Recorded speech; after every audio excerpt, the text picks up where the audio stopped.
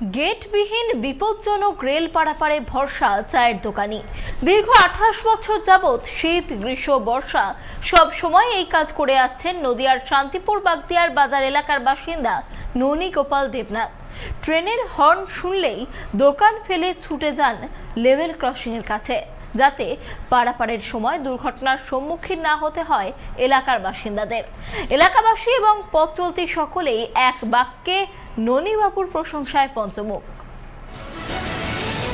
শীত গ্রীষ্ম বর্ষা রেলগেট পারাপারে ননী দায় ভরসা।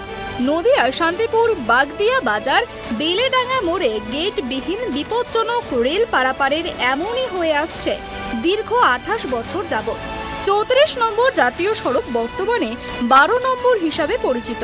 ঠিক তারই পাশে ওই এলাকার বাসিন্দারা ননী গোপাল দেবনাথের ছোট্ট একটি ভাঙাচোরা চায়ের দোকান।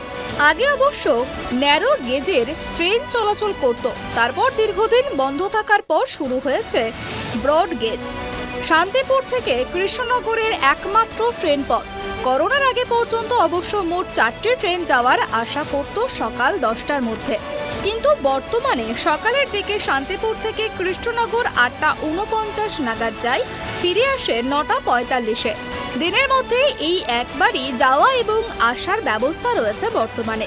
রেল লাইনের একেবারে পাশে তার চায়ের দোকান হওয়ার কারণে একদিকে যেমন রেল লাইনের কিছুটা কম্পন অনুভব করেন, তেমনি 2 কিলোমিটার দূরত্ব থাকতে ট্রেন ঢোকার আগে যখন হর্ন দেয় তখন ননীবাবুর কানে সকলের আগে পৌঁছায়। চায়ের খরিদ্দার ফেলে রেখে মরিয়া হয়ে ছোটেন খোলা লেভেল ক্রসিং দিয়ে পারাপার হওয়া পথ চলতি যানবাহন এবং স্কুল ছাত্রছাত্রীদের রক্ষা করতে। এলাকাবাসীরা বলেন, এমন দিন থাকে যখন অঝোরে বৃষ্টি, কখনো ছাতা মাথায় দিয়ে, কখনো বা বৃষ্টিতে ভিজেই ননীবাবু কর্তব্যে অনড়। প্রথম থেকেই তো রেলটা চালু হয়ে। কিভাবে আপনারা বোঝেন যে ট্রেন আসছে বা যাচ্ছে? এই এখন এক টাইমে যেত, এখন আবার দ্বিতীয় টাইমে যাচ্ছে, আমরা বুঝতে পারছি না, অসুবিধা হচ্ছে। আচ্ছা, কখনো কোনো ছোটখাটো দুর্ঘটনা হয়েছে এখানে? এখনো হয়নি, কিন্তু ওই ননী কাকা দাঁড়ায় চায়ের দোকানে, ননী কাকা দাঁড়িয়ে উনি এটাকে সামলায়। এটা কতদিন ধরে করছে উনি? প্রথম থেকেই করছে উনি। আচ্ছা, তো কি চাইছেন আপনারা? চাইছেন কি? আমরা চাইছি এখানে একটা গেট হোক, সমস্যার সমাধান হবে, তাহলে এটা কত সুবিধা হবে। এখান থেকে প্রচুর পরিমাণে লোকজন সারাদিনে যাতায়াত করে? প্রচুর পরিমাণে যাতায়াত হয়। আবার সবসময় গাড়ি ট্রেন কবার যায়? ট্রেনটা দুবারই আপ ডাউন করে, এখন আবার দেখছি টাইমটা পাল্টে গেছে। দুর্ঘটনা ঘটতে ঘটতে অনেকবার বাধা গেছে। এখানে মোটরসাইকেল ধাক্কা খেয়েছে, সাইকেলে ধাক্কা খেয়েছে, অটো রিক্সা ধাক্কা খেয়েছে। এখান থেকে কবার ট্রেন যায়? দিনে দুবার। একবার যায়, একবার আসে। তো এখানে এই সমস্ত মানে পারাপার থেকে সামলান কে? আমাদের এখানে ননীবাবু বলে একজন আছে, চায়ের দোকান, ননী দেবনাথ। ও দীর্ঘদিন ধরে স্বেচ্ছাশ্রম দিয়ে মানুষকে বাঁচায়। আচ্ছা, তো ওরও তো ব্যবসার টাইম হয়তো ব্যস্ততা থাকছে। চা ফেলে রেখে তাও আসে, ওর মানে এটাকে ওর দায়িত্ব বা কর্তব্য হিসাবে নেয়। কতদিন ধরে করছে এটা? দীর্ঘদিন ধরে আমরা তো দেখে আসছি, 15-20 বছর। ছোট রেল যখন ছিল তখন থেকে।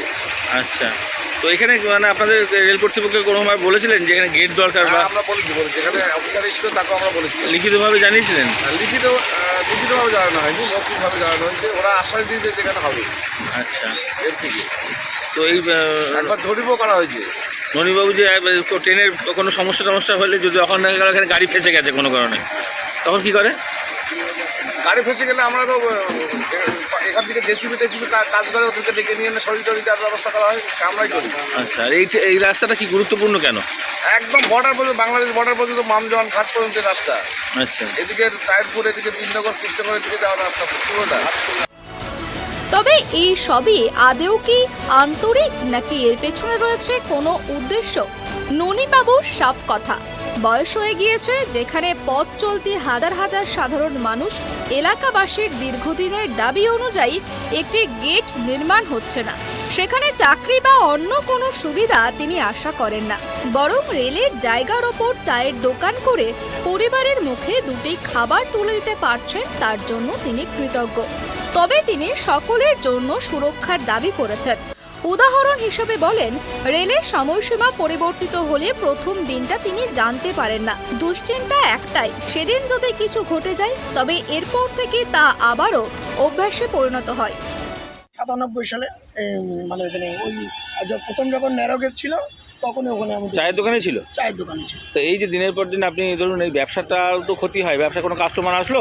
প্রতিমতি যেমন তেমন এখান দিয়ে ধরেন অন্তত 1 কিলোমিটার এদিকে একটা স্কুল আছে, তারপরে বহু যানবাহন চলাচল করে।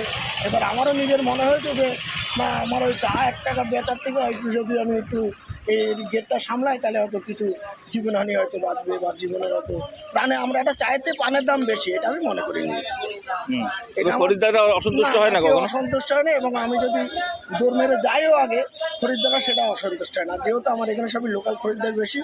ভেতরে তো দোকান। আপনি কি করে জানেন এই যে মাঝে মাঝে ট্রেনের টাইম পরিবর্তিত হয় কি কোনোটা লেটে আছে, এগুলো কি করে বোঝেন? এটা যেরকম এর আগে 4টে লকডাউনের আগে 4টে ট্রেন চলতো, হ্যাঁ, তারপরে আবার এখন এই লকডাউনের পরে 2টো ট্রেন, 8:49 শান্তিপুর থেকে কৃষ্ণনগর, 9:45 এখান দিয়ে যায়, যেটা তারপরে ওটা হচ্ছে 9:45 কলকাতার উদ্দেশ্যে যায়। আবার হঠাৎ দেখলাম যে গতকাল দেখলাম যে আপনার হচ্ছে 8:12 কি 15-এর মধ্যে ট্রেনটা গেল, তখন আমার সন্দেহ হলো ট্রেনের মধ্যে টাইম পাল্টে। তার মানে প্রথম দিনটা কালকের দিনটা একটু অসুবিধা হয়েছে আপনার? একটু অসুবিধা হয়েছে, আমি যখন হরেন শুনলাম তখন আমি দৌড় মেরে গেলাম। আর এমনি চা করতে করতে এই যে আপনি বুঝতে পারেন এই যে রেল লাইনের পাশেই তো, বুঝতে তো পারি। কিভাবে বোঝেন? মানে আমি বুঝতে পারি টাইমটা মেনটেন্স, আর হরেনটা আমার কানে আসে, তারপরে সেটা শুনে আমি ওখানে এলাকাবাসী এবং পথ চলতি সকলেরই এক বাক্যে ননীবাবুর প্রশংসায় পঞ্চমুখ। তারা বলেন, যেখানে 1 মিনিট সময় কেউ কারোর জন্য ব্যয় করে না, সেখানে এত বছর ধরে ননীবাবুর এই আত্মত্যাগ সত্যি প্রশংসার যোগ্য। জাতীয় সড়কের একেবারে পাশ থেকে বাদকুল্লাগামী এই রাস্তাটি সোজা নদিয়ার শেষ সীমান্ত ফতেপুর বাংলাদেশ বর্ডার পর্যন্ত যাওয়া যায়। এই রাস্তা 1971 সালে সেনাবাহিনীদের যাতায়াতের জন্য তৈরি হয়েছিল, তবে আজও রাস্তাটি অত্যন্ত গুরুত্বপূর্ণ এবং জনবহুল। নদিয়া থেকে মলয়দের রিপোর্ট, ট্রাইব টিভি।